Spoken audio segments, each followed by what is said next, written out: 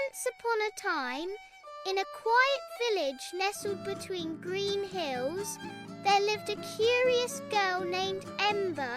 She had bright red hair, a laugh that made birds sing, and a head full of questions. Her favourite thing in the world was lying on her back and watching clouds drift by, wondering if anyone lived up there. One blustery afternoon, while chasing her paper kite across the meadow, a sudden gust of wind swept Ember right off her feet. Before she could shout, the wind spun her around like a feather and carried her high into the sky, higher than the trees, higher than the mountains, higher than she ever dreamed, and then poof!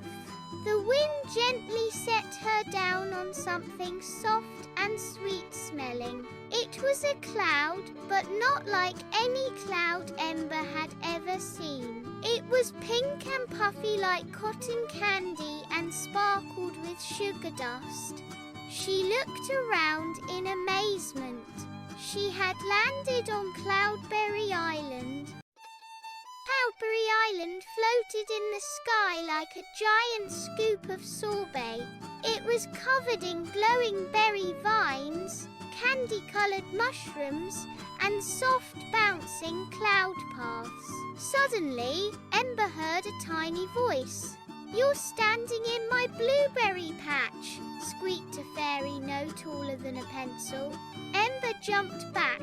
"Oh, I'm so sorry." The fairy flitted up on shimmering wings. She had lilac hair tied in a vine and wore overalls made of flower petals. Behind her came a swarm of other tiny fairies, each tending to different fruits growing from the clouds, sky breeze, fluff apples, bubble bananas, and of course cloudberries. "I'm Pippin," said the fairy. "Welcome to Cloudberry Island. You're the first human we've had in, maybe 100 breezes." Pippin told her that the fairies were cloud gardeners, caretakers of floating fruits that fed the dreams of the world below. Every berry carried a dream seed, and when it fell from the sky, a new idea bloomed in someone's heart. But something was wrong. The fairies looked worried. "The cloudberries are fading," Pippin whispered. "Without them, the dream seeds won't grow. The world below will forget how to imagine."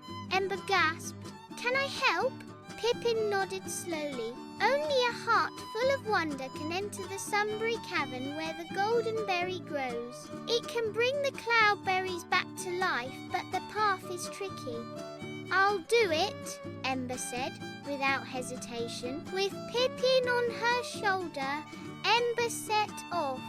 They crossed Thunderplum Gorge, where raindrops hummed lullabies. They tiptoed through the snoring fog forest, where snoozing clouds snored with every breeze. Finally, they reached a glimmering cave that sparkled like honey under sunlight.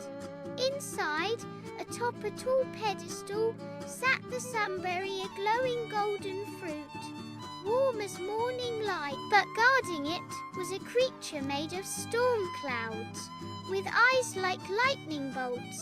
"You may not take the sunberry," the storm growled, "unless you give me something in return."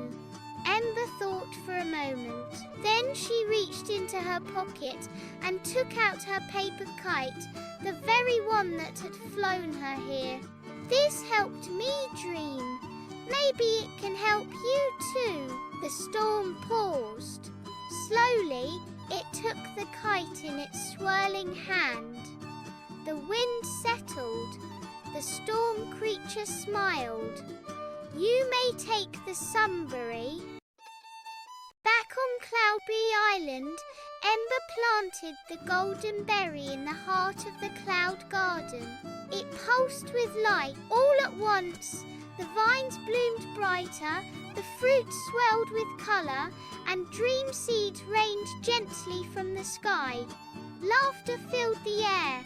Music played from wind chimes made of stardust.